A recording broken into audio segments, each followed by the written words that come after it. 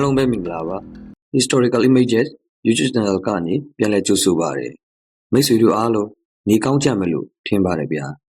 ကျွန်တော်တို့ဒီနေ့တင်ဆက်ပေးမယ့်အကြောင်းကတော့ဂျပန်သမိုင်းကြောင်းအပိန်းတစ်ပင်ဖြစ်ပါတယ်ကျွန်တော်ကတော့ Joel ပါရှီးလွန်ခဲ့တဲ့နှစ်ပေါင်း1400ခန့်ကယနေ့ခေတ်ဂျပန်ကျွန်းစုမှာဂျူမွန်လူမျိုးတွေကပထမဆုံးစတင်အခြေချနေထိုင်ခဲ့ကြတယ်လို့သမိုင်းမှတ်တမ်းတွေအရသိရပါတယ်ဂျူမွန်လူမျိုးတွေဟာအမဲလိုက်ချင်းငါးပန်းချင်းနဲ့အသက်မွေးဝမ်းကြောင်းကြတဲ့လူမျိုးတွေဖြစ်ကြပါတယ်အဲဒီလူမျိုးတွေကကျိုးပုံစံပုံဖော်ထားတဲ့ဥခွက်တွေကိုပြုလို့အသုံးပြုကြပါတယ်အဲဒီကျိုးပုံစံဥခွက်တွေကြောင့်သူတို့ကိုဂျူမွန်လူမျိုးတွေလို့ခေါ်တွင်ချင်းခံရတာပင်ဖြစ်ပါတယ် BC 300ဝန်းကျင်ခန့်တွင်ကိုရီးယားကျွန်းဆွယ်နဲ့တရုတ်ပြည်တောင်ပိုင်းဒေသကနေဂျပန်ကျွန်းစုစီတို့အခြေချနေထိုင်တော်တစ်တွေထပ်မံရောက်ရှိလာခဲ့ကြပြန်ပါတယ်။အဲဒီအခြေချနေထိုင်တော်တစ်တွေကိုတော့ယာရွေးတွေလို့ခေါ်တွင်ကြပါတယ်။ယာရွေးတို့ကလျှက်စိတ်ပြူရေးပညာတွေကြီးတန်တွေကိုအသုံးပြုပြီးတော့လက်နက်ကရိယာတွေကိုပြုလုပ်တဲ့နည်းပညာတွေကိုဒေတာတစ်စီတို့ယူဆောင်လာကြပါတယ်။အဲဒီနည်းစနစ်အသစ်တွေကဂျပန်စုရဲ့လူမှုအဖွဲ့အစည်းကိုပုံမတူတက်စီခဲ့ပါတယ်။နှစ်ပေါင်းများစွာကြာလာတဲ့အခါမှာတော့ယာယူတို့နဲ့မိုးလာနေထိုင်သူဂျူမွန်တို့ဟာတွင်းနှောက်ကြပြီးတော့ယနေ့ခေတ်ဂျပန်လူမျိုးတွေရဲ့အစပေါ်ပေါက်လာခဲ့ပါတော့တယ်။အဲဒီ300စုနဲ့400စုအရောက်မှာတော့နေရာကြီးပြီးဩဇာတိတ်ကမရှိတဲ့မြို့နယ်စုတွေကလူမှုအဖွဲ့အစည်းတစ်ခုကိုဖန်တီးဖို့ကြိုးပမ်းလာကြပါတယ်။ဒီမှာတစ်ခုကျွန်တော်ရှင်းပြချင်တာကမြို့နယ်စုဆိုတာကတော့ကျွန်တော်အင်္ဂလိပ်လိုကလန်ဆိုတာကိုဒေးဘာသာပြန်တာပင်ဖြစ်ပါတယ်ကလန်ဆိုတာကတော့အိမ်တော်မိသားစုကြီးမြို့နယ်စုအဲ့လိုတစ်ခုခုသုံးလို့ရတယ်လူမျိုးကိုအခြေခံတဲ့မြို့နယ်စုပုံစံနဲ့တော့နည်းနည်းကွဲပြားတာပေါ့ဒါကြောင့်နောက်ပိုင်းကလန်လို့မသုံးပါတော့ပဲဗျာအကြောင်းအရာကိုပြန်ဆက်ရရင်အဲ့ဒီအားကြီးတဲ့မြို့နယ်စုကတော့ယမတူကလန်ပင်ဖြစ်ပါတယ်ယမတူတို့ကဂျပန်ပြည်တစ်ခုလုံးကိုထိန်းချုပ်ပြီးရှင်ဘရင်တွေအဖြစ်အုပ်ချုပ်ဖို့ကြိုးပမ်းလာကြပါတော့တယ်ယမတူတို့ကသူတို့ဟာနိနဖယာအမတရာစုကနေဆင်းသက်လာတဲ့သူတွေဖြစ်တယ်လို့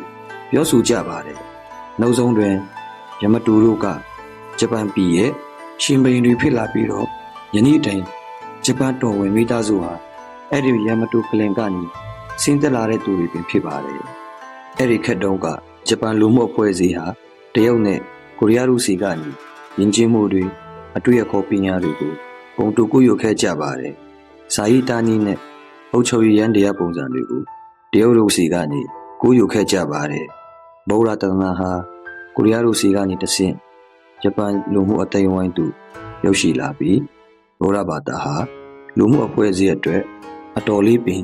အရေးပါလာခဲ့ပါတယ်။အဲဒီ930ခုနှစ်တွင်ဂျပန်ပြည်ရဲ့ဒေဝံမြို့တော်ကိုစတင်တည်ထောင်ခဲ့ကြပါတယ်။မြို့တော်ရဲ့အမည်ကတော့နာရမြို့ပင်ဖြစ်ပါတယ်။နာရမြို့တော်တေဟံတရုတ်တန်အင်ပါယာရဲ့မြို့တော်ချန်အန်းမြို့ကိုပုံစံတူကူးပြီးတည်ဆောက်ခဲ့ကြပါတယ်။အဲဒီနာရမြို့တော်တွင်အချိန်ကြာလာတဲ့နှစ်အမျှ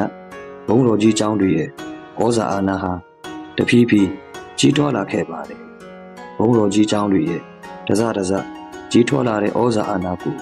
ဒီဂရက်ကန်မူကထိတ်လန့်လာခဲ့ပါတယ်။ဒါကြောင့်AD 994ခုနှစ်တွင်မြို့တော်ကိုနာရကနေဟိုင်အန်မြို့ယနေ့ခေတ်ဂျူတူတို့ပြောင်းချစူးစံခဲ့ပါတယ်။အဲဒီချိန်ကစပြီးတော့ဟိုင်အန်ခေတ်စတင်လာခဲ့ပါတော့တယ်။ဟိုင်အန်ခေတ်ဟာAD 994ခုနှစ်ကနေ1185ခုနှစ်အထိနှစ်ပေါင်း391ခုနှစ်တိုင်ကျန်မြင့်ခဲ့ပါတယ်။အဲဒီဟိုင်အန်ခေတ်ဟာ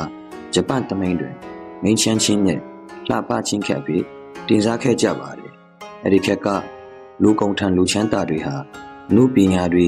ကြပြတွေနဲ့ဝတ်စားစီမှုဖက်ရှင်တွေကိုလွန်စွာမျက်နှာခဲ့ကြပါတယ်။အရန်ခက်တွင်မြို့သမီးစာရေးဆရာမမူရာစကီတာခဲ့တဲ့ The Tale of Genji ဟာအဲဒီခက်ကထင်ရှားကျော်ကြတဲ့ဝတ္ထုဖြစ်တဲ့အပြင်ကမ္ဘာသမိုင်းတွင်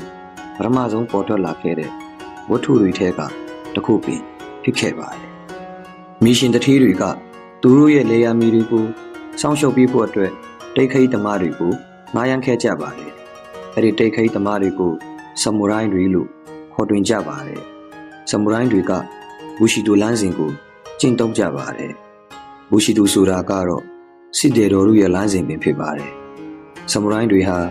ရဲရင်တဲ့တစ္ဆာရှိတယ်။ဂုံတိတ်ထာအတွက်ဆိုရင်သူတို့ရဲ့အသက်ကိုပင်စွန့်လွတ်ဖို့အသင့်ပင်ဖြစ်နေကြတဲ့သူတွေပင်ဖြစ်ပါတယ်။လူချမ်းသာလူကုန်ထံတွေကအမှုပညာတွေကြပြတွေမှာမိလျော်ရင်ဘဝကိုအေးချမ်းပျော်ရွှင်စွာဖြတ်တန်းနေကြစဉ်တွင်ဆမူရိုင်းတွေကမှသူတို့အင်အားကိုမတိမတာတိဆုပ်လာကြရင်တဖြည်းဖြည်းဩဇာအာဏာကြီးထွားလာခဲ့ပါတယ်။နောက်ပိုင်းတွင်ဤကလေးရဲ့အာဏာဟာတဖြည်းဖြည်းလျှော့နေလာပြီးတော့ဆမူရိုင်းကလန်တွေရဲ့အာဏာဟာတဖြည်းဖြည်းကြီးထွားလာခဲ့ပါတယ်။ဆမူရိုင်းကလန်တစ်ခုနဲ့တစ်ခုအာဏာလုကြရင်နဲ့ဂန်ပိတ်စစ်ပွဲကြီးဖြစ်ပွားခဲ့ရပါတော့တယ်။အဲဒီဂန်ပိတ်စစ်ပွဲကြီးတွင်အဓိကတိတ်ခိတ်ကြတဲ့အင်ဒိုတွေကတော့အင်အားကြီးကလန်တွေဖြစ်တဲ့တိုင်ရာကလန်နဲ့မီနာမူတူကလန်တို့ပင်ဖြစ်ပါတယ်။ဂန်ပိတ်စစ်ပွဲကြီးဟာ1180ခုနှစ်ကနေ1185ခုနှစ်အထိ9နှစ်ခန့်ကြာရှည်ခဲ့ပါတယ်။1185ခုနှစ်တွင်အဆုံးအဖြစ်ပြီးမဲ့ဘီနေကျောင်းတိတ်ပွဲဖြစ်တဲ့ဒနုဝရတိတ်ပွဲတွင်မီနာမူတူကလန်တို့ကနေရရှိခဲ့ပါတယ်။ရှုံးနိမ့်သွားတဲ့တိုင်ရာကလန်ဟာလည်းချီမုံဖြစ်စီခြင်းခံခဲ့ရပါတော့တယ်။ဂင်ပိုက်စစ်ပွဲအတွင်းတိုင်ရာကလန်ဘက်မှရည်တည်ခဲ့တဲ့အတက်ငယ်ငယ်ဧကရက်ဖြစ်တဲ့ဧကရက်အန်တူကူဟာအဲဒီဒနုဝရတိတ်ကျောင်းတိတ်ပွဲတွင်ကြာရှုံးခဲ့ပါတယ်။ဧကရက်အန်တူကူကြာရှုံးသွားခြင်းဟာဂျပန်တမိန်မှာဝန်내ကြီးပွဲအဖေတန်အဖြစ်မတန်းတင်ခြင်းခံရပါတယ်။ပြည်ရန်စစ်ပွဲကြီးအပြီးမှာတော့အနေရရှိခဲ့တဲ့မီနာမူတူကလင်ရဲ့ကောင်းဆောင်ယူရီတမူဟာဒိန်းပြည်တွင်ဩဇာအာဏာရှိဆုံးပုဂ္ဂိုလ်ဖြစ်လာခဲ့ပါတော့တယ်။1192ခုနှစ်တွင်ယူရီတမူကရှုဂန်ရာထိုးကိုရရှိခဲ့ပြီးဂျပန်ပြည်ကြီးကိုစတင်အုပ်ချုပ်ခဲ့ပါတော့တယ်။ရှုဂန်ဆိုတာကတော့စစ်ဘူချုပ်ကြီးဒါမှမဟုတ်စစ်အာဏာရှင်ကြီးပင်ဖြစ်ပါတယ်။ဂျပန်ကရက်ကမြို့တော်ကျူတိုမှာဆက်လက်နန်းဆန်ခဲ့ပြီးမြဲတကယ်အာဏာကိုမှုကမကူရာမှာကြီးစိတ်ထားတဲ့ရှုဂန်ကထိန်းချုပ်ခဲ့ပါတယ်။အဲ့ဒီအချိန်ကစပြီးကမကူရာရှုဂန်နိတ်ခေစတင်ခဲ့ပါတော့တယ်။ဂျပန်ပြည်ကြီးတွင်ဒီကရက်အုပ်ချုပ်ရေးစနစ်အဆုံးသတ်ပြီးတော့ဆမူရိုင်းခေစတင်ခဲ့ပါတော့တယ်။ဆမူရိုင်းတွေကဂျပန်ပြည်ကြီးကိုရာစုနှစ်များစွာဘလူတွေအုပ်ချုပ်ခဲ့တာကလင်တစ်ခုနဲ့တစ်ခုအာဏာရှိရဲ့အတွက်ဖြစ်ပေါ်လာတဲ့စစ်ပွဲတွေစစ်တူရဲ့အကောင့်အကြောင်းတွေကိုတော့ဂျပန်တမိန်ကျောင်းအပိန်းနှစ်တွင်ဆက်လက်တင်ပြဆက်ပေးပါမယ်ခင်ဗျာအဆုံးထိနားဆင်ပေးတဲ့အတွက်ကျေးဇူးတင်ပါတယ်တမိန်နဲ့ရှိခဲ့အကြောင်းအရာတွေကိုစိတ်ဝင်စားရင်ကျွန်တော်တို့ channel ကို like subscribe လုပ်ပေးဖို့တောင်းဆိုချင်ပါတယ်အားလုံးပဲရှင်လန်းချမ်းမြေ့ကြပါစေ